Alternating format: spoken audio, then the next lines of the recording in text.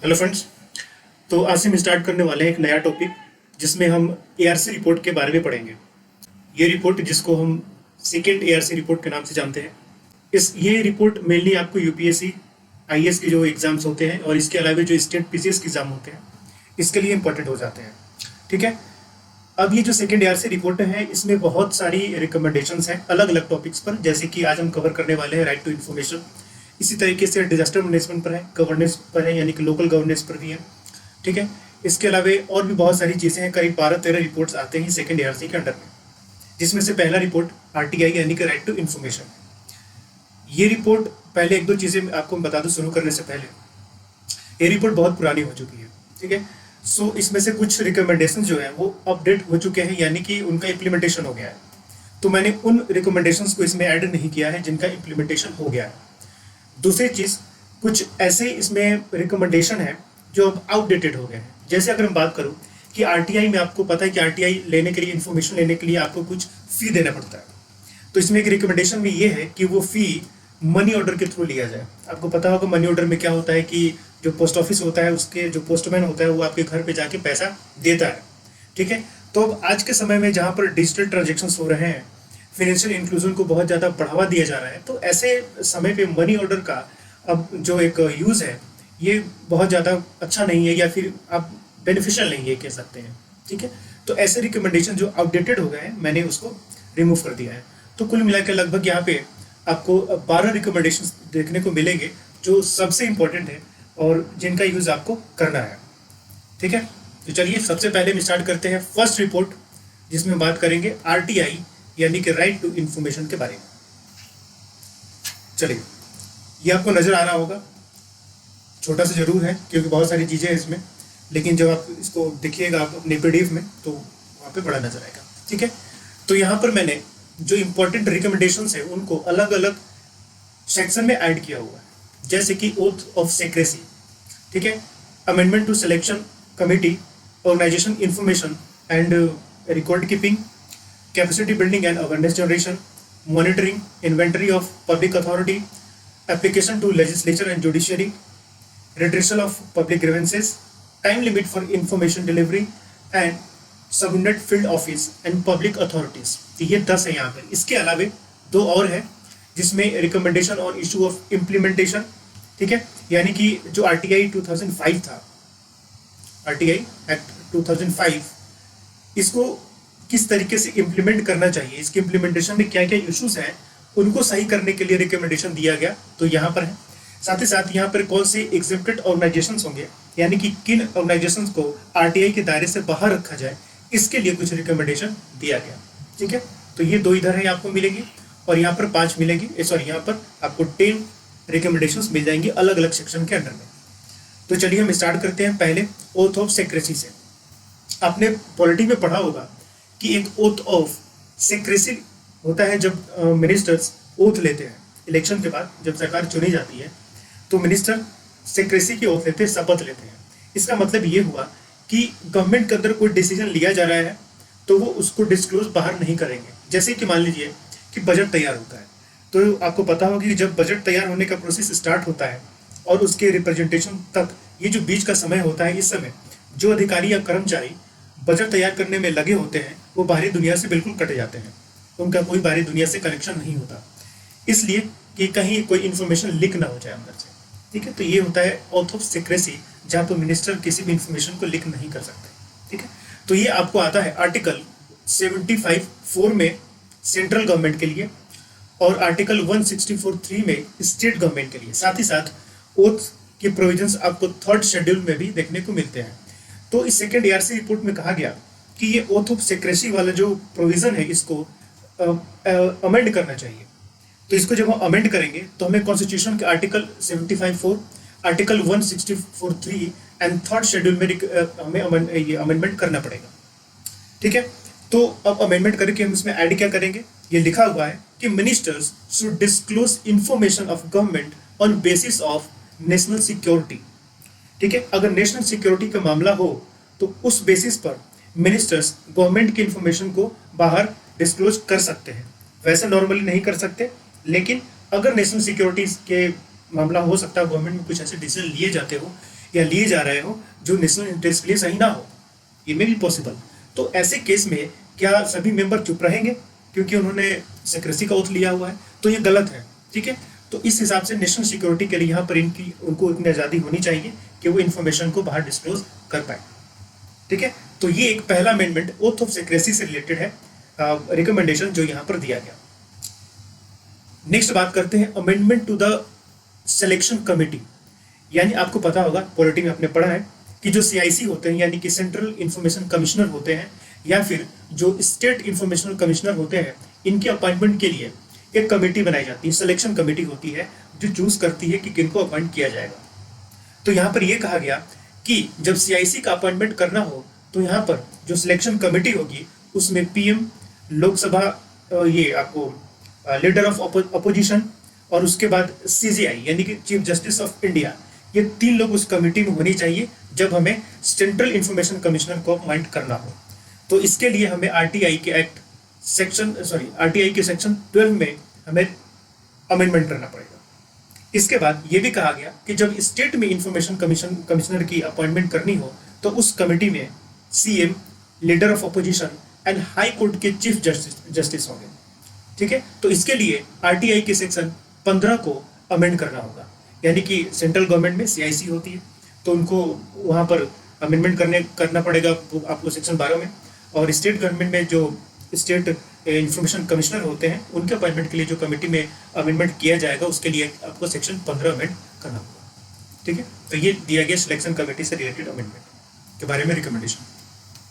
Next, third, organising information and report keeping, यानी कि information को आप कैसे रखेंगे, यानी कि रिकॉर्ड को किस तरीके से अरेंज किया जाएगा। तो यहाँ पे 4 इंपॉर्टेंट चीजें बताई गई हैं।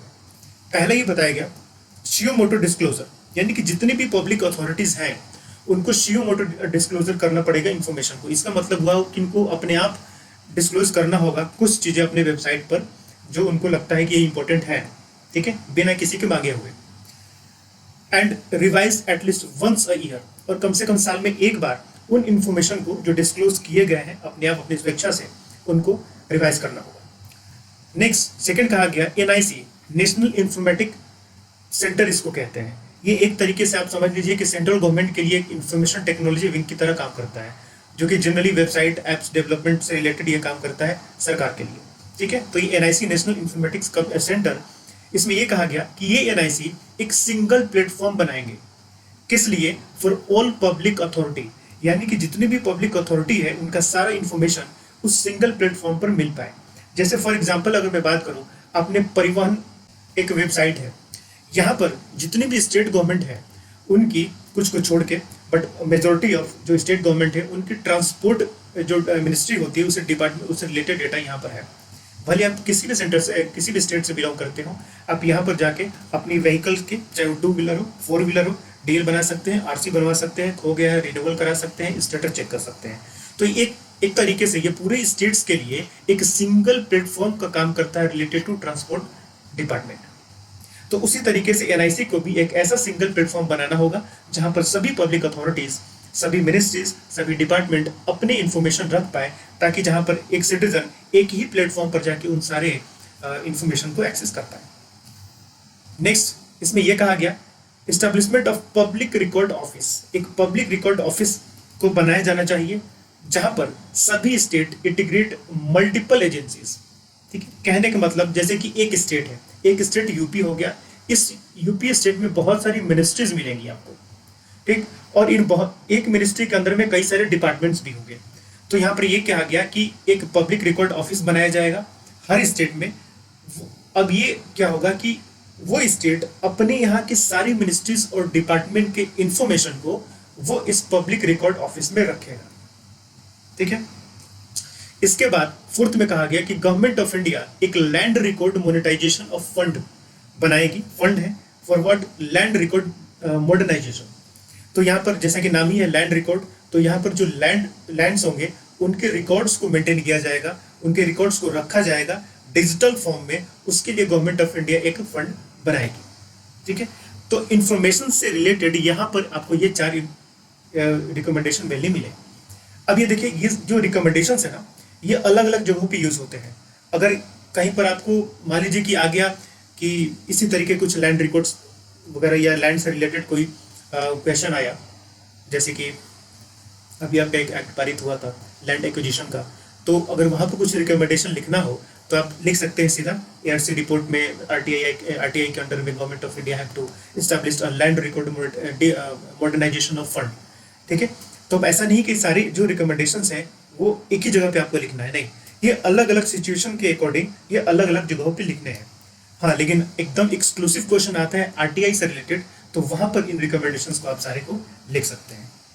अदरवाइज क्वेश्चन के अकॉर्डिंग अलग अलग जगह पे इनका अलग अलग भी आप लिख सकते हैं। Next, capacity building and awareness generation, किसके बारे में?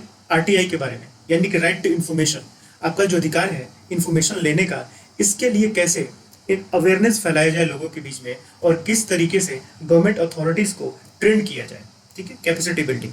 तो इसमें यह कहा गया कि जितनी भी गवर्नमेंट फंक्शनरीज हैं, गवर्नमेंट अथॉरिटीज हैं, उन सभी की ट्रेनिंग होगी और साल में कम से कम एक दिन ऐसी ट्रेनिंग की जाएगी कि उनको बताया जाएगा कि ये एक राइट टू इन्फॉर्मेशन है, इसके तहत ये सारी चीजें हैं और ये सारी चीजें आपको आम जनता को प्रोवाइड करनी है।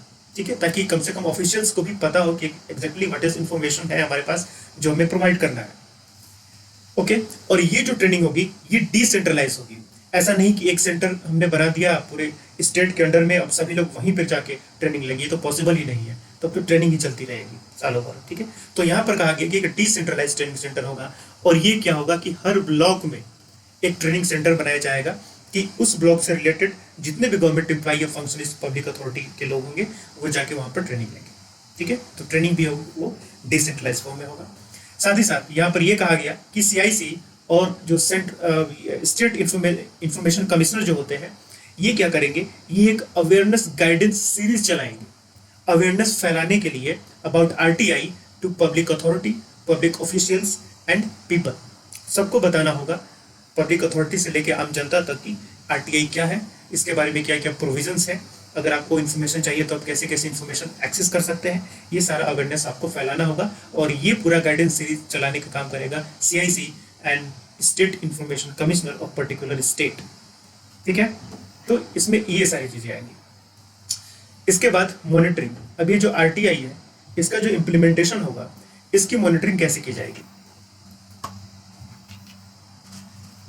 ठीक है, चलिए, तो इसके मॉनिटरिंग के लिए कहा गया कि सीआईसी और पर्टिकुलर स्टेट के जो इंफॉर्मेशन कमिश्नर होते हैं उनका काम होगा, उनकी रिस्पॉन्सिबिलिटी होगी कि आरटीआई के इम्प्लीमेंटेशन को मॉनिटर किया जाए।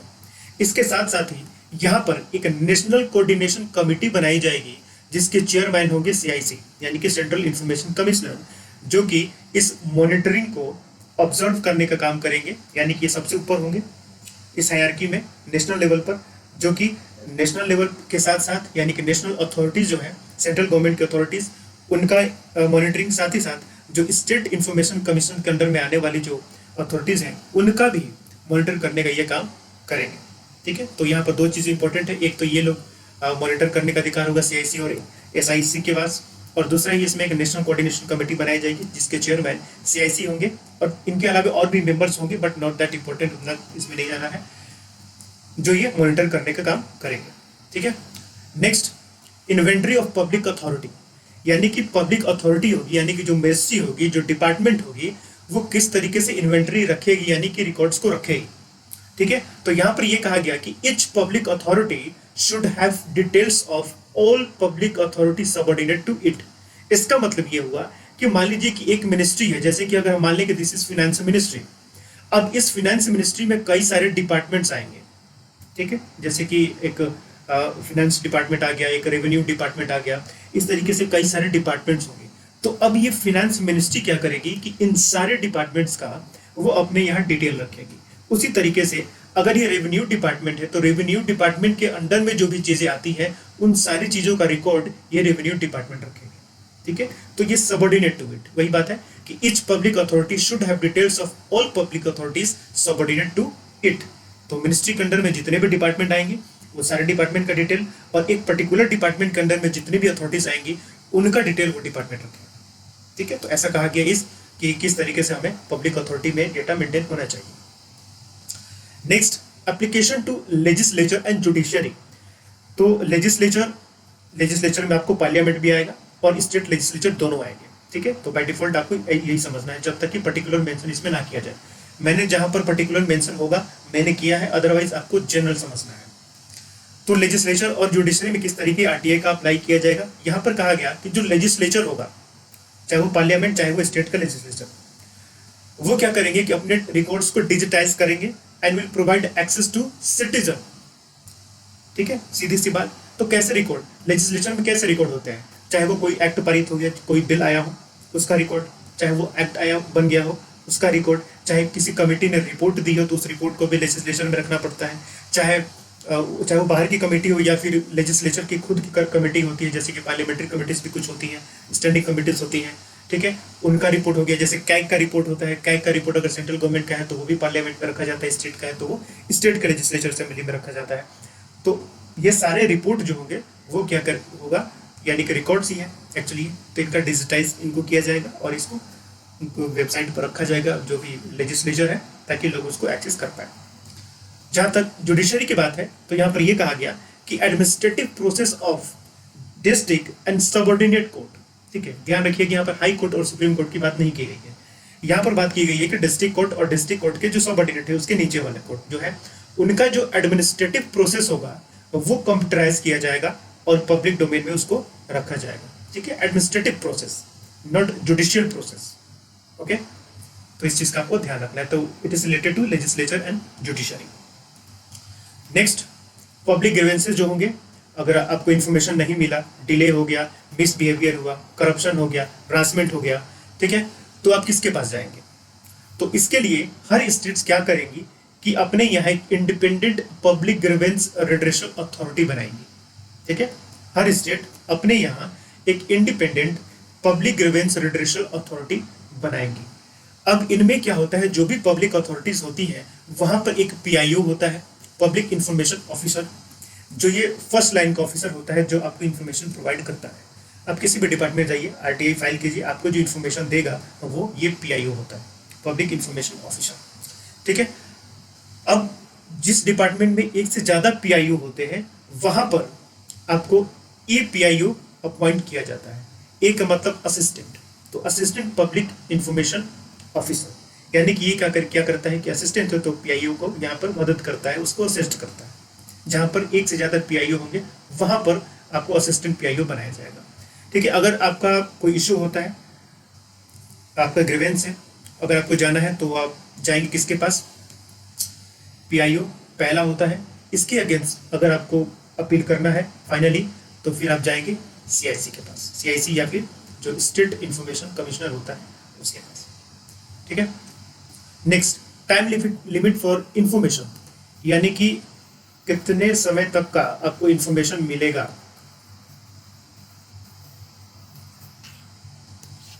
ओके, कितने समय तक का? देखिए लिखा हुआ request for 20 years old information would be available if it requires to preserve it for 20 years, otherwise not. कहने का मतलब ये हुआ कि मान लीजिए मुझे कोई इंफॉर्मेशन चाहिए और ये जो इंफॉर्मेशन है वो 20 साल पुराना है। हो सकता है कि 1970 में कोई एक्ट पारित हुआ हो, उस एक्ट के या कोई रिपोर्ट हो, उस रिपोर्ट का मुझे रिकॉर्ड चाहिए, 1970 में हुआ हो, ठीक है। तो अब ये 20 साल से ज्यादा हो गया, तो अब क्या मुझे ये इंफॉर्मेशन मिलेगा? इसके लिए कंडीशन ये है कि अगर ये रिकॉर्ड, अगर गवर्नमेंट को लगता है कि ये रिकॉर्ड 20 साल से ज्यादा समय के लिए फिर लॉन्ग टर्म के लिए भी प्रिजर्व रख करके रखना जरूरी है, तो इसका मतलब ये इंफॉर्मेशन अभी भी प्रिजर्व होगा तो आपको मिल जाएगा। लेकिन अगर गवर्नमेंट को लगता है कि मुझे 10 साल के लिए ही इस रिपोर्ट को रखना है, उसके बाद मैं उसको डिलीट कर दूंगा अपने डेटाबेस से, तो वो फिर क्या होगा, वैसा इंफॉर्मेशन आपको नहीं मिल पाएगा, ठीक है। तो वही चीज लिखा हुआ है, request for 20 years old data, अगर आप 20 साल या उससे पुराना डेटा अगर आप मांगते हैं इंफॉर्मेशन, तो अगर वो अवेलेबल है तभी मिलेगा आपको, अदरवाइज ये नहीं होगा कि वो पूरा डिपार्टमेंट जाके पूरी फाइल निकाल के 20-30 साल पुरानी वो खंगालने लगेंगे और आपको प्रोवाइड करेंगे, ऐसा नहीं होगा, ठीक है। अगर वो डेटा अवेलेबल होगा तभी मिलेगा आपको, अदरवाइज वो नॉट, मतलब कि नहीं मिलेगा, ठीक है। तो ये डिसाइड करता है, गवर्नमेंट डिसाइड करेगी कि किस डेटा को मुझे कितना समय तक रखना है। अगर मुझे किसी डेटा को 10 साल के लिए रखना है तो इसका मतलब वो 1980 में मुझे डिलीट कर देना उसे, अगर 1970 में पारित हुआ है तो, ठीक है। तो उसके बाद अगर एक्सेस मांगा जाएगा इस डेटा का तो मेरे पास तो डेटा है ही नहीं ना, तो मैं दूंगा ही नहीं। ओके, तो ये चीज आपको याद रखना है। नेक्स्ट,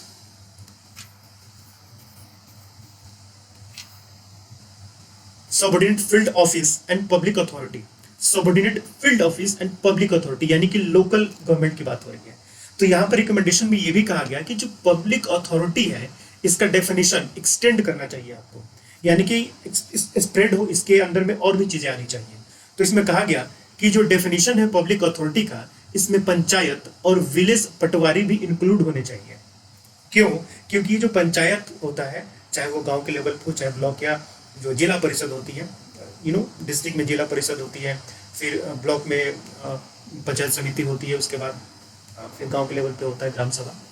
तो ये सारी चीजें भी क्या है, उसमें पंचायत और विलेज पटवारी भी इंक्लूड होने चाहिए, क्योंकि ये जो दो फंक्शनरीज हैं लोकल लेवल वाली, वो लोगों के क्लोजेस्ट काम करती है, यानी कि लोगों से एकदम डायरेक्टली जुड़ी हुई होती है। तो वैसे केसेस में क्या होता है कि अपनी रिस्पॉन्सिबिलिटी को या फिर इंफॉर्मेशन को प्रोवाइड करना और भी आसान हो जाता है। अब मान लीजिए कि किसी गांव में कोई काम चल रहा है, कोई प्रोजेक्ट चल रहा है, ठीक है, अगर आपको वो इन्फॉर्मेशन लेना है तो आपको डिस्ट्रिक्ट में जाना पड़ेगा। अब डिस्ट्रिक्ट में जाएंगे तो वहां पर जो इन्फॉर्मेशन प्रोवाइड करने वाला होगा वो आपको प्रोवाइड करेगा।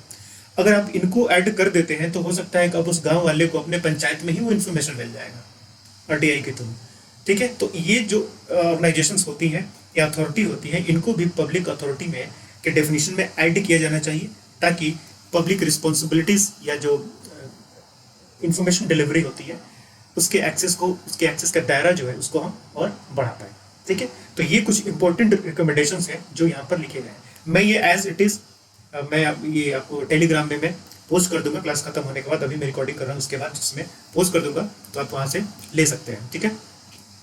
तो ये सारी यहाँ पर चीज़ें हैं। देखिए, मैंने इसको इन्फोग्राफिक्स में इसलिए बनाया है, आपको बस ये एक पेज रखना है और कुछ नहीं रखना है, ठीक है। डॉक्यूमेंट पढ़िएगा, बहुत सारी चीज़ें दी हुई हैं। इवन जब हम समरीज की बात करते हैं, डॉक्यूमेंट में लास्ट में समरी भी दी हुई है। वो समरी अपने आप में भी काफ़ी ज़्यादा है, तो सबको मैंने कंसाइज कर दिया हुआ है। ये बस एक पेज रखिए, आपका काम हो जाएगा। चलिए नेक्स्ट देखते हैं, रिकमेंडेशन और इशू ऑफ इम्प्लीमेंटेशन। इम्प्लीमेंटेशन में इश्यूज आए तो यहाँ पर ओके, तो जो इम्प्लीमेंटेशन में इशू आ रहे हैं इनके लिए क्या क्या किया जा सकता है। तो पहला तो ये कहा गया कि harmony in rules of state and centre. अब सेंटर जो बनाती है रूल्स आरटीआई के लिए और अपने स्टेट अपने यहाँ जो बनाते हैं, इनमें एक मिसमैच देखने को मिलता है। तो ये नहीं होना चाहिए, रूल एक जैसा होना चाहिए ताकि लोगों के लिए भी सहूलियत हो, ठीक है। एंड ऑल्सो रेशनलाइज फी जो अलग अलग होते हैं या फिर एडिशनल पेजेस के लिए आपको अलग से फी देने पड़ते हैं, ये सारा जो होगा वो रेशनलाइज आपको करना चाहिए। तो गवर्नमेंट को यहाँ पर जो फी है उसका रिस्ट्रक्चर हो मल्टीपल ऑफ 5 में होना चाहिए। जैसे कि अभी फिलहाल जो है कि 2 रुपये लगता है आपको पर एडिशनल पेज के लिए, ठीक है। जितना आपको पेज प्रिस्क्राइब किया गया उससे ज़्यादा पेजेस में अगर ये है तो हर पेज का 2 रुपये लगता है। तो यहाँ पर ये कहा गया कि ये जो डोमिनेशन है ये 5 रुपये के मल्टीप्लिकेशन में होना चाहिए। तो इससे आप क्या कर सकते हैं कि 5 रुपये पर 3 पेज कर लीजिए, मतलब हर तीन पेज का 5 रुपये लेंगे। अभी हम क्या लिया जाता है, एडिशनल पेज का 2 रुपये लिया जाता है एक पेज का, और कहा गया कि इसको आप चेंज करके 5 रुपये कर दीजिए और 5 रुपये पर 3 पेज लीजिए। साथ ही साथ यहाँ पर ये भी कहा गया कि state government may issue appropriate stamps to suitable domination as a mode of payment of fee, ठीक है। यानी कि फी पेमेंट करने के लिए भी यहाँ पर स्टैम्प अप्रोप्रिएट स्टैम्प का यहाँ पर यूज होना चाहिए स्टेट गवर्नमेंट को। लेकिन ये रिकमेंडेशन उतना आप कहें कि सुटेबल नहीं है। आप पता है कि आजकल तो यूपीआई से पेमेंट होने लगा है, लगभग लोगों के पास स्मार्टफोन हो गया है। तो अगेन वही है कि आप मनी ऑर्डर के थ्रू करते हैं, स्टैम्प के थ्रू करते हैं, तो ये थोड़ा सा एक लेंथी प्रोसेस हो जाता है, ठीक है। Next, post office may be authorised to collect fee in cash and forward a receipt along application. ये आपको पता होगा कि ये जो पोस्ट ऑफिसेस होती हैं वो काम करती है as assistant public information officer on behalf of union government and union ministry and department, ठीक है। यानी कि APIO का काम करती है। अब आपको पता है कि हर मिनिस्ट्री और डिपार्टमेंट में PIO होते हैं, यानी कि पब्लिक इंफॉर्मेशन ऑफिसर होते हैं जो आपको इन्फॉर्मेशन प्रोवाइड करते हैं। तो मैंने आपको पहले बताया कि अगर एक से ज़्यादा PIO है तो वहाँ पर आपको APIOs को भी अपॉइंट करना पड़ेगा। तो इन यूनियन मिनिस्ट्री और डिपार्टमेंट के लिए पोस्ट ऑफिस जो होता है वो APIO की तरह काम करता है इन्फॉर्मेशन देने का। ठीक है, लेकिन ये पेमेंट नहीं लेता। तो यहाँ पर ये कहा गया कि इन पोस्ट ऑफिस को भी ये ऑथोराइज करना चाहिए कि ये भी पेमेंट ले पाए, यानी कि फी ले पाए, और ये जब फी लेंगे तो उसका जो रिसिप्ट मिलेगा उस रिसिप्ट को ये क्या करेंगे, एप्लीकेशन के साथ पैच करके लगा के विभाग के डिपार्टमेंट में भेज देंगे जहाँ पर से भी इंफॉर्मेशन लेना हो। ठीक है, तो ये कुछ रिकमेंडेशन दिए गए on issue of implementation. Next, exempted organization में क्या कहा गया कि कौन कौन से ऑर्गेनाइजेशन एग्जेम्प्ट होने चाहिए या लागू नहीं होना चाहिए। तो इसमें कहा गया कि इस एक्ट में एक सेकंड शेड्यूल है और सेकंड शेड्यूल में जो भी ऑर्गेनाइजेशंस ऐड होंगे वो एग्जेम्प्टेड होंगे, यानी उन पर ये लागू नहीं होगा, लेकिन ये पीरियडिकली रिव्यू किए जाएंगे। अब कौन से? Arm forces. आर्म फोर्सेस को क्या करना चाहिए कि सेकंड शेड्यूल में ऐड कर देना चाहिए, लेकिन ऐसा भी नहीं है कि आर्म फोर्सेस किसी भी तरीके का इंफॉर्मेशन वो डिस्क्लोज नहीं कर सकती। ठीक है, जो इंफॉर्मेशन नेशनल सिक्योरिटी के लिए इंपॉर्टेंट है या कि यानी कि वो सेंसिटिव है तो उसको वो डिस्क्लोज ना करें, लेकिन जो इंफॉर्मेशन पब्लिक इंटरेस्ट के लिए जरूरी है उनका इंफॉर्मेशन उनको डिस्क्लोज करना होगा। और ये जो आर्म फोर्सेस होंगे इनको सेकंड शेड्यूल में शामिल किया जाएगा, जो कि एक एग्जेम्प्टेड शेड्यूल की तरह ये काम करे। और ये भी ऑर्गेनाइजेशंस जो होंगे वो अपने यहाँ पीआईओ बनाएंगे, और पीआईओ के से अलावा अगर अपील करना है आपको तो आप सीआईसीआर पर्टिकुलर स्टेट के इंफॉर्मेशन कमीशन के पास जाएंगे। तो ये सारे रिकमेंडेशंस थे इनके। और कुछ चीज़ें ये हैं, परफॉर्मेंस ऑफ द रिपोर्ट। अब देखिए ये सारी चीज़ें मेंस में बहुत काम आती है, आपको आंसर राइटिंग लिखने में सीधा आरटीआई से रिलेटेड आ गया कि what is problem with RTI, criticise कीजिए, ठीक है, एनालाइज कीजिए, तो यहाँ पर बहुत सारी चीज़ें काम आएंगी। तो परफॉर्मेंस ऑफ रिपोर्ट में यहाँ पर देखेंगे कि सतर्क नागरिक संगठन और सेंटर फॉर इक्विटी इन्होंने क्या किया कि आरटीआई को स्टडी किया और बताया कि आरटीआई क्या है कि अभी तक उतना सक्सेस नहीं हुआ है। क्यों नहीं हुआ है, यहाँ पर बहुत सारे इसके पॉइंट्स बताए गए हैं। अब मैं इनको पढ़ूंगा नहीं क्योंकि ये इसमें ज़्यादा समझना कुछ नहीं है, आप आराम से अपने घर पे बैठ के इसको पढ़ लीजिएगा, मैं पीपीटी को टेलीग्राम में अपलोड कर दूंगा। ठीक है, तो ये है आपको परफॉर्मेंस। इसके अलावा issues with RTI act 2005, RTI act 2005 था, उसके साथ क्या क्या इशूज हैं यहाँ पर वो लिखे गए हैं। इस इशूज को दूर करने के लिए अगेन 2019 में अमेंडमेंट लाया गया आरटीआई में। ठीक है, अगेन मैं इसको नहीं पढ़ूंगा, आप घर पे पढ़िएगा। ओके, यहाँ पे टाइम उतना लंबा वीडियो बनाने का कोई मतलब नहीं है। चलिए, आरटीआई एक्ट 2005 और आरटीआई अमेंडमेंट एक्ट 2019 में कुछ इंपॉर्टेंट प्रोविजंस। जो आरटीआई एक्ट 2005 था इसमें कहा गया था कि 5 इयर्स का टेन्यूर होगा सीआईसी का, और सीआईसी के अलावा जो भी इंफॉर्मेशन कमिश्नर है उनका, चाहे वो सेंट्रल लेवल पे हो चाहे वो स्टेट लेवल पर हो, उनका टेन्यूर 5 साल का होगा। 2019 में जो अमेंडमेंट एक्ट लाया गया इसमें कहा गया कि भाई हम बताएंगे, यानी कि सेंट्रल गवर्नमेंट बताएगा कि ये जो लोग होंगे सीआईसी या फिर जो अदर इंफॉर्मेशन कमिश्नर्स होंगे उनका कितना टेन्यूर होगा, हम पहले से एक्ट में नहीं लिखेंगे, हम खुद बताएंगे। ठीक है, पहला चेंज। दूसरा चेंज कि सैलरी यहाँ पर कहा गया कि जो सीआईसी और आईसी होगी, यानी कि जो इंफॉर्मेशन कमिश्नर होते हैं सीआईसी को छोड़ के, उनकी जो सैलरी होगी वो चीफ इलेक्शन कमिश्नर और इलेक्शन कमिश्नर के इतनी होगी। यानी कि सीआईसी की जो सैलरी होगी वो चीफ इलेक्शन कमिश्नर और अदर्स आईसी जो है उनकी सैलरी इलेक्शन कमिश्नर के इतनी होगी। ठीक है, नए एक्ट में कहा गया कि ये सैलरी हम खुद डिटरमाइन करेंगे। ये जो सीआईसी और अदर आईसीज हैं इनकी सैलरी अब गवर्नमेंट डिटरमाइन करेगी। कौन सी गवर्नमेंट? यूनियन गवर्नमेंट डिटरमाइन करेगी। ठीक है, ये चेंज। डिडक्शन इन सैलरी 2005 वाले एक्ट में ये था कि सीआईसी और अदर इंफॉर्मेशन ये सेंटर पर हो गए, इसके अलावा जो स्टेट में होते हैं ये लोग। अब समझिए कि किसी को ये अपॉइंट किया जाता है, मान लीजिए कि वो आदमी कभी सेंटर या स्टेट के अंडर में काम कर रहा होगा, तो उसको अपनी सर्विस के लिए पेंशन मिल रहा होगा, रिटायर हो गया तो उसको पेंशन मिल रहा होगा। ठीक है, मान लीजिए मैं अपने एग्जाम्पल दूँ तो मैंने सर्विस की सेंट्रल गवर्नमेंट के अंडर में, मैं रिटायर हो चुका हूँ। ठीक है, मुझे पेंशन मिल रहा है। अब मुझे एक सीआईसी के तौर पर अपॉइंट कर दिया गया, तो क्या मेरी सैलरी कितनी होगी? तो यहाँ पर कहा गया कि अगर मैं पहले कहीं पर सर्विस कर रहा हूँ, रिटायर हो चुका हूँ, तो कोई बेनिफिट मिल रहा हो, कोई पेंशन मिल रहा हो, तो उस केस में मेरी जो सैलरी होगी वो इस पेंशन के बराबर होगी। ठीक है, if they are receiving pension or any other retirement benefit for previous government service, their salary will be reduced by an amount equal to pension. ठीक है, अगर मुझे पेंशन 100 रुपये मिल रहा है, ठीक है, और मुझे सीआईसी के तौर पर सैलरी 500 रुपये मिलनी चाहिए, तो मुझे सैलरी कितनी मिलेगी? 400 रुपये मिलेगी। यानी कि जितना मुझे पेंशन मिल रहा है उतनी अमाउंट जो होगी वो डिडक्ट हो जाएगी। ठीक है, ऐसा नहीं है कि जितना पेंशन मुझे मिल रहा है उतना ही वहां पे मिलेगा, वो पेंशन का अमाउंट आपके सैलरी से डिडक्ट होगा। तो मुझे CIC के तौर पे 500 रुपये मिलने चाहिए, लेकिन मुझे 500 रुपये पेंशन मिल रहा है, तो इसलिए 100 रुपये डिडक्ट हो जाएगा, तो मुझे सिर्फ 400 रुपये ही मिलेगा CIC की सैलरी के तौर पर। बाकी ये 100 रुपये मुझे पेंशन के तौर पर मिलता रहेगा। ठीक है, तो यहाँ पर ये पुराने वाले एक्ट में था। नए वाले एक्ट में कहा गया कि ऐसा कोई डिडक्शन नहीं होगा, कितनी आपकी सैलरी होगी या नहीं होगी ये हम खुद डिसाइड करेंगे। तो यहाँ पर गवर्नमेंट ही डिसाइड करेगी, डिडक्शन का फॉर्मूला यहाँ पर खत्म कर दिया गया। अब देखिए कि 2019 के एक्ट में जो भी चीजें लाई गई हैं इसका कोई मतलब ही नहीं है। अब RTI को और स्ट्रेंथन करना चाहिए, उसके लिए अलग अलग आपको मतलब प्रोविजंस ऐड करने चाहिए थे। यहाँ पर ऐसी ऐसी चीजें ये इसको अमेंड किया गया कि मतलब इट इज मतलब बैठे हुए कोई काम नहीं है तो चलो कुछ ना कुछ कर ही देते हैं, कुछ इसी तरीके का है। खैर, वो जो हो गया है सो हो गया, वो आपको याद करना है और वही चीज़ आपको आंसर में लिखना है। ओके, ठीक है, तो मैं इसको अपलोड कर दूंगा, आप आराम से पढ़िएगा। उसके बाद नेक्स्ट में मिलेंगे हम सेकेंड RC रिपोर्ट के सेकेंड रिपोर्ट के साथ। तब तक के लिए बेस्ट ऑफ लक, और मैं अपलोड कर दूंगा टेलीग्राम में, आप देख लीजिए। Okay, thank you, good night.